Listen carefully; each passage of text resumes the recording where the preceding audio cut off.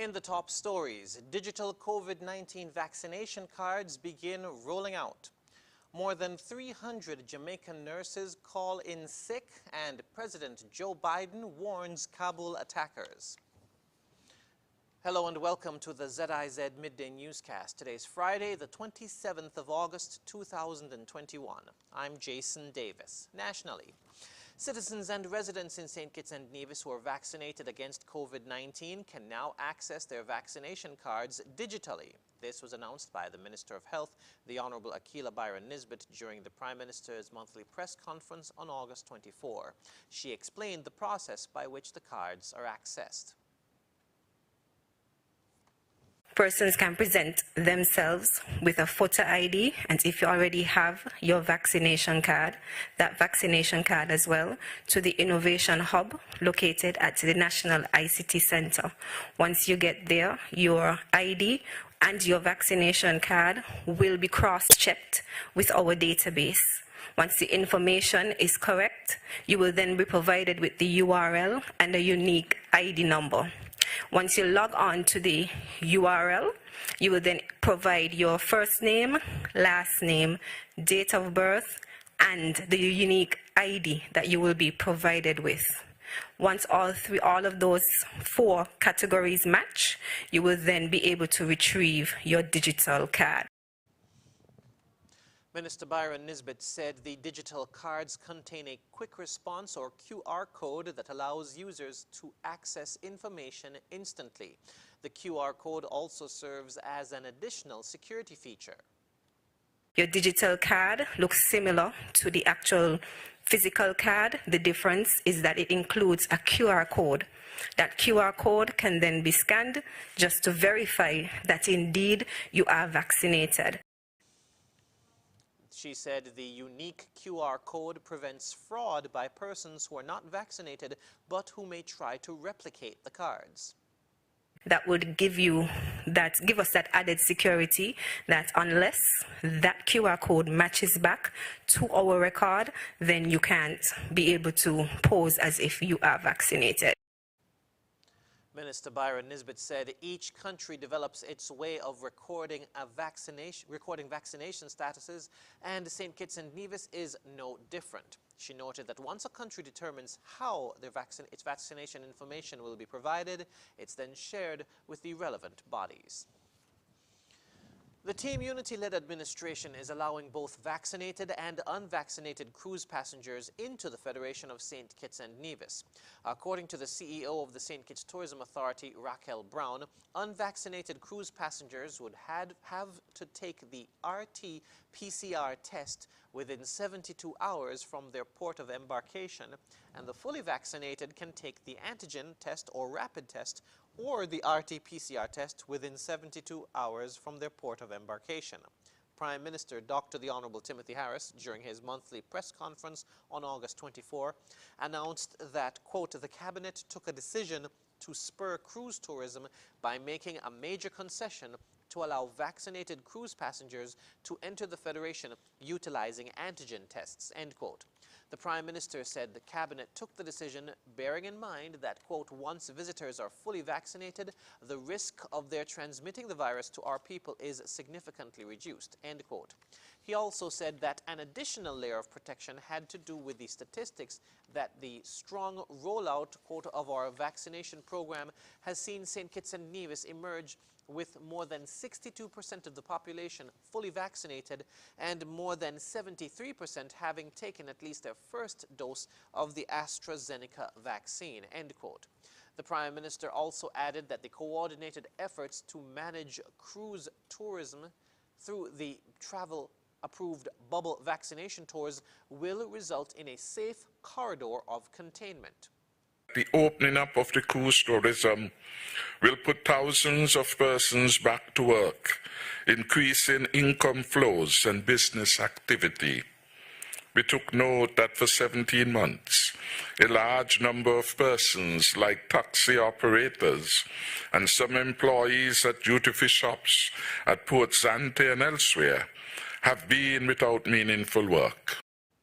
He said the heavy dependence of the St. Christopher and Air and Seaports Authority and the Solid Waste Management Corporation on budgetary support from the federal government will be reduced as they'll benefit from the influx of passengers from the cruise industry. In other news, the Chevening Alumni Association of St. Kitts and Nevis has announced Michelle Jan Slack from Nevis has been named a 2021 Chevening Scholar from the Barbados and Eastern Caribbean region. Ms. Slack is an associate attorney at law at the law firm of Daniel Brantley in Nevis. She will be pursuing a Master of Laws in Drafting Legislation, Regulation and Policy at the Institute of Advanced Legal Studies, School of Advanced Study, University of London. Ms. Slack is a former runner-up state scholar and, according to a release, has a track record of academic excellence and has exhibited exceptional leadership and networking skills, which are priority areas for the UK Foreign, Commonwealth and Development Office. This is the office through which the fully funded Chevening Scholarship is awarded. She looks forward to returning to the Federation on the completion of her program to use the knowledge and experience gained to make a positive impact in St. Kitts and Nevis and the Caribbean region. Leader of the Chevening Alumni Association of St. Kitts and Nevis, Sonia Body Thompson, congratulated Ms. Slack, saying, quote, "We're very delighted that another national has been granted the opportunity to wave the Chevening flag high. We extend our heartfelt congratulations to Ms. Slack and wish her every success. We look forward to Ms. Slack returning to the Federation to buttress the work that is being done in the area of legislative drafting," end quote. Other Chevening scholarship opportunities are available for other nationals. Persons interested in applying to pursue a one-year master's degree in the UK are encouraged to apply for the fully funded scholarship at www.chevening.org/apply. The application period for the scholarship is currently open and will remain open until Tuesday, November 2 at noon. Regionally, in Jamaica, scores of nurses across the island called in sick on Wednesday morning, sending health officials scrambling to assess the scale of the sickout, which coincides with record hospitalizations and significant deaths as a result of the COVID-19 pandemic. More in this TVJ News report. Dozens of public sector nurses did not show up for work Wednesday as scheduled. The Southern Regional Health Authority that covers Manchester, Clarendon and St. Elizabeth was the hardest hit. We were told only 38 of a complement of 91 nurses turned up for the 7 a.m. to 3 p.m. shift at the Mandeville Regional Hospital. At the Percy Junior Hospital, 24 of 35 nurses reported for work. Over at the Maypen Hospital in Clarendon, 30 of the 47 nurses turned up. Chairman of the Southern Regional Health Authority, Wayne Chen, explained how the health facilities responded to Wednesday's developments. Well, you're calling people who are willing to come. We have competent administrators and personnel on the ground that will always do their estimate and stretch out and what needs to be done. I say we can do that for the short term, but certainly if it is sustained more than a day or two, it will put a really onerous burden. Acting Regional Director of the Western Regional Health Authority, St. Andrade Sinclair, said the Cornwall Regional Hospital in St. James was also badly affected. About 40 at Cornwall Regional up to the time, and I'm seeing some report from St. Anne's Regional Hospital to my other colleague that she's getting reports of nurses calling in sick as well. In terms of the other areas, I'm not really seeing that much, but the morning is young, so as soon as things go by, I'll get some more reports coming in. But yes, it's indeed a fact that there's quite a significant amount of nurses calling in. Our news center was told that 60% of nurses at the Princess Margaret Hospital in St. Thomas also called in sick. Nurses have been complaining for months about several issues, including low pay, poor working conditions, and fatigue from overwork due to a sharp increase in COVID-19 patients at hospitals. And speaking of overwork, the Southern Regional Health Authority Chairman Wayne Chen says help is on the way for health workers. The Southern region has already put out and had an international ask for more nurses. So for helping the thing. We have received funding in the southern region, so engaged another 100 plus doctors and nurses, mostly nurses. So we are also looking at the mind of the regional hospital. We are moving the outpatients, not the outpatient department across the road to the Seventh-day Adventist Church Hall, and then we're converting the outpatient department to more beds. I think that should be another 25 or 30 beds right there. We're currently looking at the Kendall Convention Center to move some of the patients there, out there. We're looking at the social safety. We have some capacity at the need of home to move some there. In Antigua and Barbuda, the state funeral commemorating the life and service lived by national hero and former Prime Minister Sir Lester Bird was held earlier today. The pomp and ceremony befitting the giant of a man was firmly in place. ABS's Ursula Charles Jr. reports.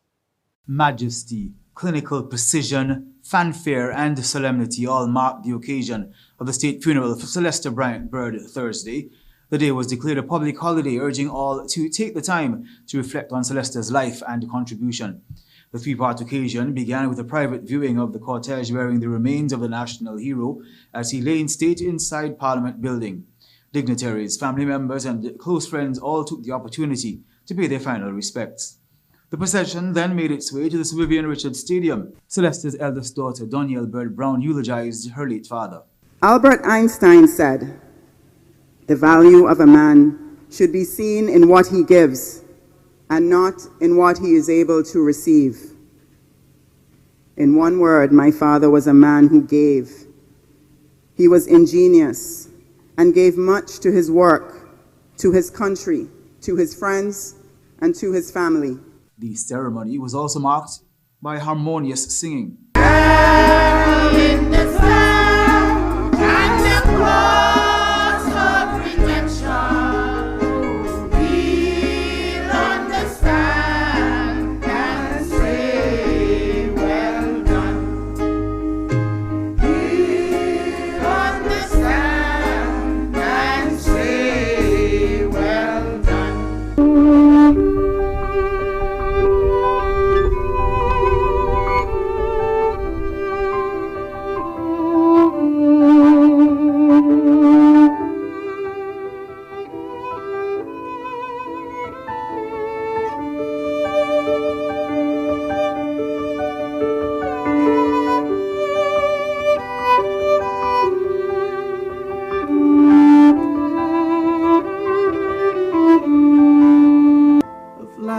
And cried, I've had my fill, my share of losing,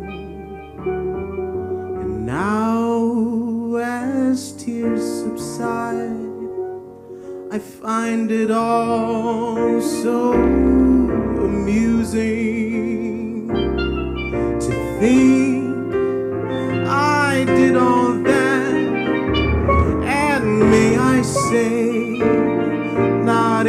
the cortege then made its way to the St. John's Public Cemetery. There, family members, dignitaries, and the general public were able to lay wreaths at the tomb.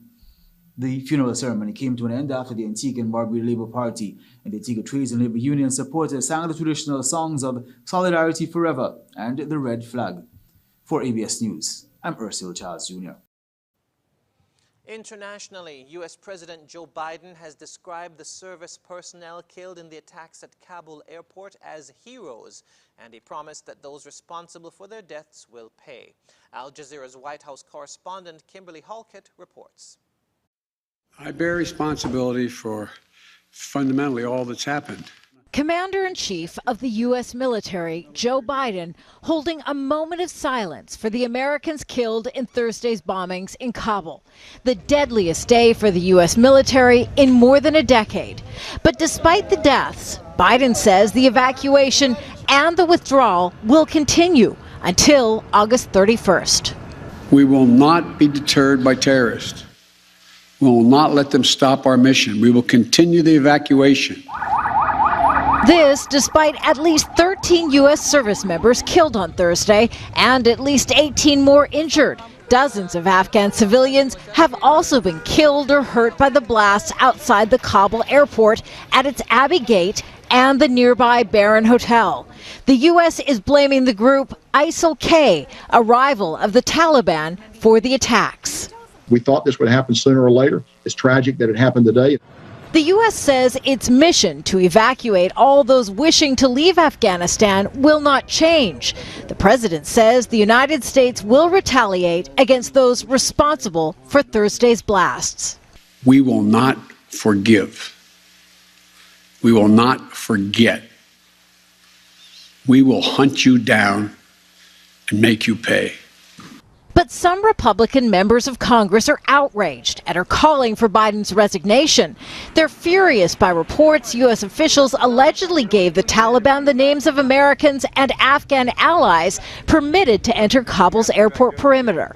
The move was designed to speed up the evacuation, but critics accuse officials of generating a kill list for America's enemies. Former Navy SEAL Republican Congressman Dan Crenshaw wrote on Twitter, "If true, this qualifies as borderline treason. We need to find out who's responsible for giving the Taliban a hit list, and they need to go to prison." Biden's not denying such a list may exist, but also did not confirm. Some Republicans and Democrats argue the Taliban cannot be trusted with America's security. They blame Biden for the crisis, but Biden insists, well, the Taliban is not America's friend. It's in their self-interest that we leave when we said. Once U.S. troops have withdrawn, President Biden says that the United States will still have the ability to evacuate anyone left behind. But his orders remain unchanged. The military will depart on August 31st. Kimberly Helkett, Al Jazeera, the White House. And just a slight correction to the regional item. The state funeral for the late Lester Bird took place on Thursday, not Friday. We now move on to the weather. Present weather shows fair skies with dust haze. Winds are a moderate breeze of 14 miles per hour from the east. The temperature is 31 degrees Celsius or 89 degrees Fahrenheit. Seas are moderate with waves of 3 to 6 feet. The weather forecast for today and tonight will be partly cloudy and hazy with a 20% or slight chance of showers. Sunset today will be at 6:27 p.m., sunrise tomorrow at 5:56 a.m. And that brings us to the end of the ZIZ Midday Newscast. Join us this evening for these stories and more in detail. Thank you for tuning in. I'm Jason Davis.